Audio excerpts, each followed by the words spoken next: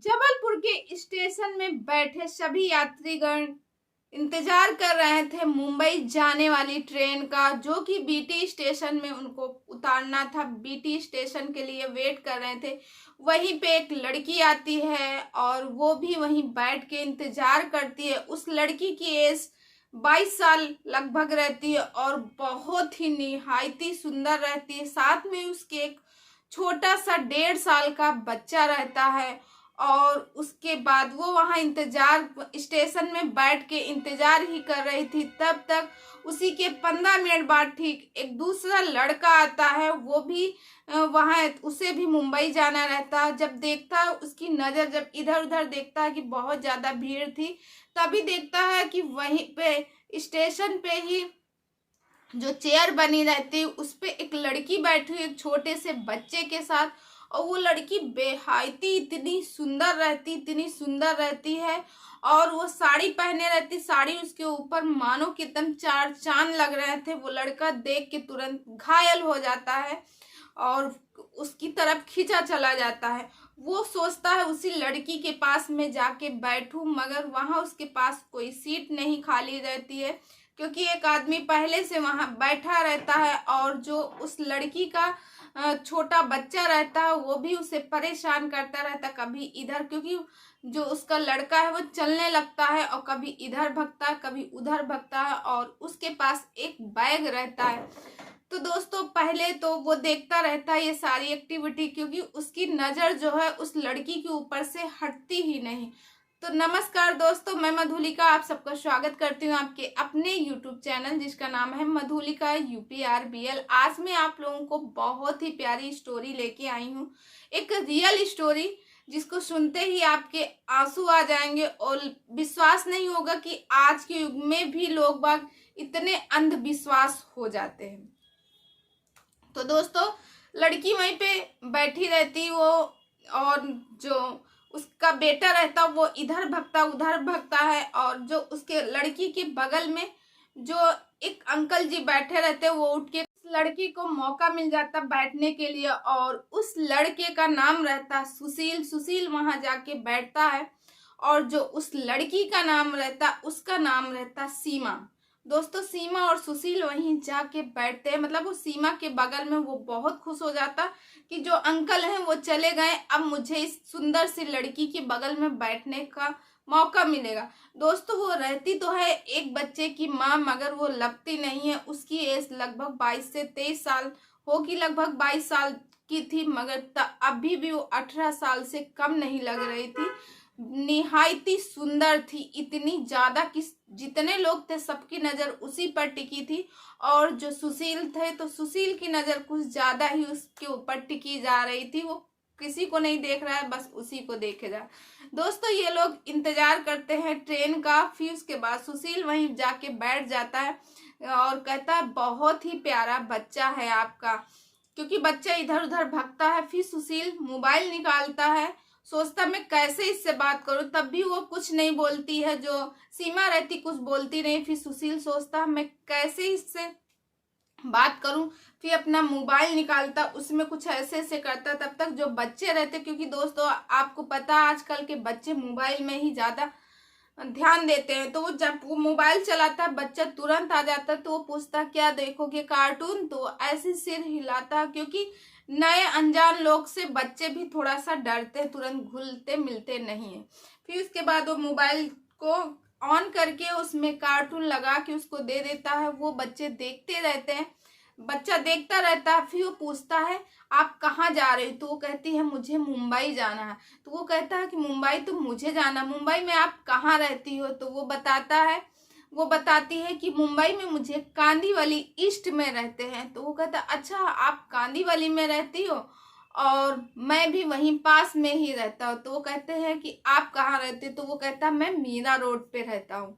फिर इसके बाद इतनी बात होती है तो वो कहते हैं कि आपकी टिकट है, तो वो लड़की बोलती नहीं मेरी टिकट नहीं है, अभी मैं जाऊंगी अंदर ट्रेन के और टीटी से मैं टिकट करवा लूंगी और आपकी। तब तक वो लड़का बोलता हाँ, यानी सुशील कहता हाँ मेरी टिकट है और मेरी कंफर्म है, तुम मेरे साथ ही चलना। इतना कहता तब तक ट्रेन आ गई थी और वो दूसरे डिब्बे पे चली जाती है। और जो सुशील रहता, सुशील का S1 करके था, सुशील ने उससे बता दिया था कि मेरा डिब्बा S1 है, तो S1 में सुशील चला जाता है। अब सुशील वहां जाके जब अंदर देखता है, सोचता है सीमा आ रही है हमारे पीछे, क्योंकि भीड़ ज्यादा थी। डिब्बा तो उसका जो है रिजर्वेशन था, मगर फिर भी भीड़ ज्यादा थी। वहां पे सुशील को वो दिखाई नहीं दी। सुशील ने कहा पता नहीं वो लड़की कहाँ चली गई, इतनी सुंदर लड़की, आखिर सीमा गई तो कहाँ गई, मुझे एक बार कम से कम और मिल जाता, क्योंकि मैं पता नहीं क्यों उसकी तरफ खींचे जा रहा हूँ। फिर उसके बाद दोस्तों क्या होता कि काफी टाइम हो जाता है, मतलब सारे लोग, जितने यात्री लोग रहते हैं वो सब बैठ जाते हैं। ट्रेन थोड़ा सा चल देती, चल के दूसरे स्टेशन पे जैसे ही पहुंचती है, तब तक सुशील देखता है कि बैग लिए और बच्चे को गोदी में लिए सीमा सामने से चली आ रही। सीमा जैसे सामने से आती है तो सुशील उसको देख के हाय करता है कि सीमा उसे पहचान जाए। मानो सुशील को लग रहा था कि सीमा मुझे ही देख रही है, और सीमा हकीकत में सुशील को ही ढूंढ रहे। तब तक सीमा उसके पास आती, सुशील कहते अरे तुम आ गए हो, तो वो कहता है कि क्या तुम मेरा इंतजार कर रही थी। तो सीमा कहती है हाँ, मैं तुम्हें ही देख रही थी, तुम्हारा इंतजार भी कर रही थी, क्योंकि आपने बताया था कि मेरी सीट जो है S1 में है, तो इसीलिए मैं S1 डिब्बे पे आ गई। मैं दूसरे डिब्बे पे गई, मैंने टिकट बनवाई, मगर टीटी से मैंने कहा कोई सीट हो मुझे दे दीजिए, उन्होंने कहा कोई सीट नहीं है,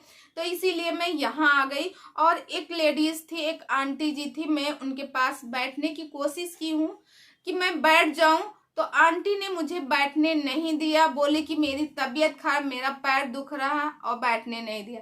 कहते हैं ना महिला ही महिलाएं के दुश्मन होते हैं, ऐसा बोलती है सीमा। जब सीमा ऐसे बोलती है तो सुशील बोलता है कि मैं तो सबको बैठा लेता हूँ और सब लोग सुशील जैसे नहीं होते। फिर कहता है तुम मेरी सीट में बैठ जाओ, मेरी सीट रिजर्व है। फिर वो बैठ जाती है, अपना बैग रखती है, उसका बैग उठा के वो ऊपर रख देता है स्टैंड पे, और कहता आप आराम से बैठ जाओ। उसके बच्चे को बैठाता, वो जो सुशील रहता थोड़ा सा समा समा से रहता, वो साइड में बैठा रहता। तो थोड़ी देर जैसे चलती है तो सीमा कहती है आप अच्छे से बैठ जाइए, आपकी सीट है, आप तो एकदम चिपके हुए हैं, हम और मेरा बेटा ज्यादा अच्छे से बैठे। तो कहता अरे नहीं कुछ नहीं, और उसको बस देखे जा रहा था, देखे जा रहा था। एक बार जब वो सुशील और सीमा एक दूसरे, सुशील जो है सीमा को देख रहा था, तो सीमा की नजर सुशील पर जाती है, तो ऐसे ही उसका दीवाना था, उसको देख के एकदम और घायल हो जाता उसकी हंसी देख के। फिर उसके बाद कहता है कि तुम मुंबई जा रहे हो, किसके, तुम्हारे साथ कोई और नहीं है। तो कहती नहीं मेरे साथ और कोई नहीं है, सिर्फ मैं ही हूँ। तो कहता अच्छा आपका पति कहाँ है। तो कहता है, वो कहती है अरे क्या बताऊं, बहुत लंबी कहानी है, बताऊंगी तो आपके आंसू आ जाएंगे। फिर उसके बाद फिर बात होती रहती। सुशील जो है अपना मोबाइल फिर ऑन करके उसके बेटे को दे देता। उसका बेटा थोड़ा सा सुशील से घुल मिल गया था, और सीमा से और सुशील बातें करने लगता है। क्यों तुम मुंबई क्यों जा रही हो, अकेली क्यों हो, और कोई नहीं तुम्हारे साथ में है, किसी ने तुम्हें फोन भी नहीं किया। तो सीमा बोलती है कि मेरा फोन खराब है और मैं मुंबई अपने माँ बाप के पास जा रही हूँ। तो कहते हैं कि ठीक है तुम्हारे पति कहाँ है, तुम कहाँ क्या करती हो। तो वो बोलती है कि मेरे पति के बारे में तो मत ही पूछिएगा, मेरे साथ बहुत बड़ा धोखा हुआ। मेरा पति जो है वो किराए के मकान में रहता था, और वो रहता था वासी में, और वो बताया कि मैं किराए के मकान को बताया कि मेरा खुद की बिल्डिंग है, मैं बिल्डिंग में रहता हूँ, बल्कि वो किराए पर था। और वो बेवड़ा था, बहुत ज्यादा पीता था, और गाली गलौज मारा पीटी सब करता था। इतनी सारी बातें बताई, और उसने मुझे झूठ में मुझसे शादी की, और शादी के ठीक 1 महीने बाद उसका घर पे आके पी के और मारा पीटी ये सब शुरू हो गई। फिर उसके बाद मेरे घर वालों से को पता चला, और फिर एक दिन मुझे पता चला, वो अपने बात कर रहा था अपनी माँ से कि इसको मैं बेच आऊंगा अमेठीपुरी में जाके, वही मुंबई में अमेठीपुरी है वहीं जाके मैं इसको बेच आऊँगा और बेचने के बाद मुझे पैसे मिल जाएंगे और मैं माला माल हो जाऊँगा और ये घर छोड़ दूँगा। सीमा सुन लेती है, सीमा अपने घर को कॉल लगाती है, उसके घर से उसके मम्मी पापा भाई सब लोग आते हैं और सीमा को लिवा के लेके चले जाते हैं। उसी बीच सीमा प्रेग्नेंट हो जाती। सीमा को पता नहीं था कि वो प्रेग्नेंट है और जब बाद में उसको पता चलता कि मैं प्रेग्नेंट हूँ तो वही ये बच्चा रहता है सीमा का। और वो बच्चा इस समय 1.5 साल का है। तो कहते हैं अच्छा अब आपके पति कहाँ है? तो वो कहती है कि मुझे नहीं पता मेरे पति कहाँ है, उसका नाम भी ना लो। अब तो ना वो मेरे लिए है और ना मैं उसके लिए। जो इंसान मुझे बेचना चाह रहा था, ठीक है वो पीता था, मारता था, पीटता था, मैं उसके तब भी सहारे से उसके घर में रह लेती, मगर वो इंसान मुझे बेचना चाह रहा था। तो सुशील कहता हाँ बहुत ही गंदा इंसान था, कम से कम कुछ तो इज्जत करनी चाहिए थी तुम्हारी, और तुम इतनी सुंदर हो, इतनी सुशील हो। तो वो कहती है कि आप मेरी झूठ में ही तारीफ ना करो। वो कहता है नहीं सच में, मुझे तो लगता है कि इस जहां में तुमसे ज्यादा कोई सुंदर नहीं है। ना तो प्लेटफॉर्म में था और ना ही ट्रेन में और ना ही हमको लगता कोई होगा इतना सुंदर। इतना सुन के सीमा और शर्मा जाती है और शर्माने की वजह से उसके जो चेहरे की लाली जो है और उसके लाल लाल उसके चेहरे हो जाते हैं। आज सुशील बहुत खुश रहता है कि चलो रात में सीमा के साथ में बिताएंगे, बात करने का मौका मिलेगा। पता नहीं अब, क्योंकि ये अपने घर चली जाएगी, मैं अपने रास्ते चले जाऊंगे, पता नहीं अब मुलाकात होगी कि नहीं। तो सुशील से सीमा पूछती है आप मुंबई में क्या करते हो? तो सुशील बताता है मैं मुंबई में बिजली का काम करता हूँ। अच्छा आप बिजली का काम करते हो? वो कहता है हाँ मैं बिजली का काम करता हूँ, अच्छा खासा कमा भी लेता हूँ क्योंकि ठेकेदारी भी उसमें करता हूँ, वायरिंग वगैरह सब रहती है, मगर हमारे शादी नहीं हुई मेरे पास में और मैं अकेला हूँ तो खाता हूँ उड़ाता हूँ। जिस दिन शादी हो जाएगी उस दिन कोई आ जाएगा बचाने वाली। तो कहती है बहुत जल्दी भगवान तुम्हारी लाइफ में किसी ना किसी को तो लेके आएंगे ही। सुशील कहता है हाँ। फिर उसके बाद कहता है कि मैं सोचता हूँ तुम्हारी जैसी लड़की हो, वो भी सुंदर हो। इतना कह के वो हंस देती है। फिर उसके बाद सुशील कहता है सीमा कुछ लाई हो खाने के लिए? तो सीमा कहती है नहीं मैं तो कुछ नहीं लाई हूँ, अभी चिप्स वगैरह कुछ आएगा तो मैं खा लूंगी, और बेटे के लिए दूध तो है ही है मेरे पास क्योंकि मैं दूध लेके आई थी बोतल में। फिर तब तक देखते हैं सामने से वेंडर आता है। तो सीमा के जाने के पहले ही सुशील जाता है वहां, काफी सामान ले लेता है, लगभग 200 के करीब वो ले लेता है वहां पे। तो सब कुछ ले लेता है, उसमें कुरकुरे चिप्स वगैरह खाने का चुरमुरा वगैरह सब लेके आता है और सीमा के पास। तो सीमा कहती मुझे भी लेना है। सुशील कहता है ये सब मैं अपने लिए नहीं लिया हूँ, हमारे लिए लिया हूँ, तुम्हारे और अपने लिए लिया हूँ। फिर दोनों लोग बात करते हैं, चिप्स की पैकेट खोलते हैं, खाते हैं, बात करते रहते हैं, और लोगों को लगता है कि लोग जान भी नहीं पाते हैं, बल्कि एक आदमी रहता वो ध्यान देता है कि ये लड़की बाहर से आई है, ये कोई और है, ये इसकी वाइफ नहीं है। वो थोड़ा ध्यान देती है। पहले तो सुशील जो रहता है समा समा से डरा डरा से रहता है। फिर सीमा जो है, सीमा उस और सुशील की केमिस्ट्री बनती जाती है, दोनों लोग एक दूसरे के करीब आते जाते हैं। फिर उसके बाद क्या होता है कि जब रात होती है तो सुशील कहता है सीमा तुम यहीं सो जाओ और मैं चादर लेके आई हूँ। तो सीमा कहती है हाँ चादर तो मैं भी लेके आई हूँ। और फिर उसके बाद तब तक उधर से देखते हैं रात हो ही गई थी, सब लगभग सारे लोग लाइट बंद ही कर दिए थे और ये लोग सोने की तैयारी कर रहे थे क्योंकि बात कर रहे थे आपस में। सुशील सोच रहा था आज का ही रात का टाइम है, आज मैं सीमा से न जाने कितनी बात कर लूं। फिर इसके बाद सीमा से जब वो काफी देर तक बात करता तब तक देखता है सामने से टीटी आ रहा और टीटी आके उसको सीमा से कहता अरे मैडम मैं आपको ही ढूंढ रहा था, मैंने आपके लिए एक सीट ढूंढ ली है, चलिए आप वहां पे बैठिएगा आराम से।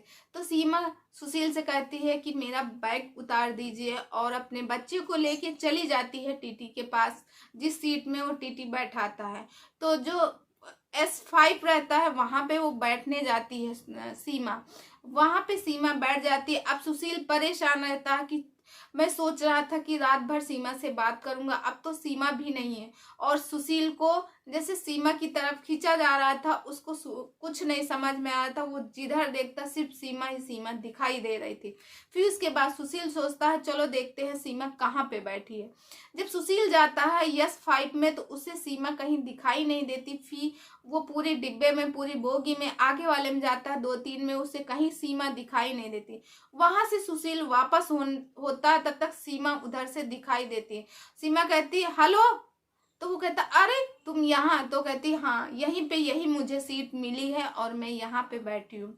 तो सुशील कहता अरे तुम मुझे ढूंढ रहे थे? कह नहीं तुम्हें नहीं, मैं बाबू को देखने आया था कि बाबू कहीं रो तो नहीं रहा, तुम्हें परेशान तो नहीं कर रहा। तो सीमा कहती है नहीं बाबू परेशान नहीं कर रहा है, अब उसको मैं सुला दूंगी। तो सुशील कहता है सीमा क्या तुम्हें यहाँ अच्छा लग रहा, नींद आ रही? तो सुशील वो सीमा कहती है सुशील सच में बताऊं मुझे भी यहाँ नहीं अच्छा लग रहा। वहां तुम्हारे पास थी तो मेरा टाइम अच्छे से कट रहा था, यहाँ कोई टाइम नहीं कट रहा क्योंकि यहाँ कोई बात करने वाला नहीं और लगभग सारे लोग सोने जा रहे हैं। तो सुशील कहता है तुम्हारे बिना तो मुझे भी नहीं अच्छा लग रहा था, इसीलिए तो मैं तुम्हारे पास आया था। फिर उसके बाद सीमा कहती है तो ठीक है, अब मेरा बैग लो और मेरा बेटा लो, चलो हम तुम्हारे साथ चलते हैं। फिर उसको अपना बैग देती है, बेटे को अपनी गोदी में लेती है और उसके पीछे पीछे चल देती है। वही उसी सीट पे बैठ जाती है। जब वहां पहुंचती है तो उस बोगी के सारे लोग लगभग लेट जाते हैं, उसमें से एक लोग जगे रहते हैं। वो कहते हैं भैया आखिर भाभी को ढूंढ ही लाए। तो वो दोनों लोग हंसने लगते हैं। अब दोनों लोग और क्लोज हो जाते हैं, बातें करते हैं। फिर इसके बाद सीमा को नींद आती है। सीमा कहती है सुशील मैं सोने जा रही हूँ। तो सुशील कहता है ठीक है सीमा तुम सो जाओ, मैं पैर लटका के ऐसे बैठ जाता हूँ। वो ऐसे पैर लटका के बैठता है, तब तक सीमा जो रहती है, सीमा कहती है सुशील ऐसे मुझे सिर रखने की आदत है और यहाँ पे कुछ है नहीं, क्या मैं आपके पैर में सिर रख सकती हूँ? तो वो कहता हाँ ठीक है। और 2 घंटे के लिए सो जाती है। जब सुबह होती है तो वो जग जाती है और फिर उसके बाद सुशील जो है लगभग वही 3 बजे जग जाती है। तो सुशील उसके पास सुशील सोता है और सीमा की गोदी में सिर रख के सीमा अपने हाथों से उसके बालों को सहलाती हुई और उसके ऐसे ऐसे चेहरे पे मानो लग रहा था एक दूसरे में प्यार हो गया था बहुत ज्यादा। फिर उसके बाद दोपहर के वही 3-4 बजे उन लोगों की ट्रेन पहुंचती है बीटी स्टेशन पे। अब सीमा उतर जाती है और जो सुशील रहता है वो चला जाता है और मीरा रोड, और जो क्योंकि उसी रूट से जाना रहता है तो पहले सुशील जो है मीरा रोड जाता और जो सीमा रहती है वो चली जाती कांदीवली, और कांदीवली ईस्ट में वो जाती है। उसके बाद घर में जाके दोनों लोग सारी बात बताते हैं, एक दूसरे का नंबर लेते हैं। अब जो सुशील रहता वो सीमा से बात करता रहता। फिर उसके बाद सीमा और सुशील में कब प्यार हो जाता उन्हें पता भी नहीं चलता। एक दिन सुशील और सीमा फैसला करते हैं क्यों ना हम लोग शादी कर लें। तो जो सीमा रहती है अपने घर वालों को बताती है, फिर सुशील से मिलवाती है। फिर सुशील और सीमा रजामंदी के घर वालों की रजामंदी से कोर्ट मैरिज शादी कर लेते हैं। जब कोर्ट मैरिज शादी हो जाती है उनकी और बहुत खुश हैं। तो दोस्तों आज की ये कहानी आप लोगों को कैसे लगी?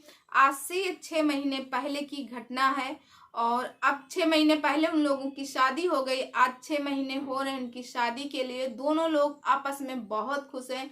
तो दोस्तों ये वीडियो आपको कैसी लगी कमेंट करके जरूर बताइएगा। आई होप आप लोगों को पसंद आई होगी। अगर मेरी स्टोरी आपको थोड़ी सी भी पसंद आई हो तो प्लीज लाइक और कमेंट जरूर कीजिए, क्योंकि आप कमेंट करते हैं तो कमेंट से मुझे मोटिवेशन मिलता है। मुझे लगता है आप लोगों को मेरी स्टोरी पसंद आ रही और मेरा ऐसे ही मनोबल बढ़ता रहेगा। मेरा आगे इसी तरह की मैं कहानी लेके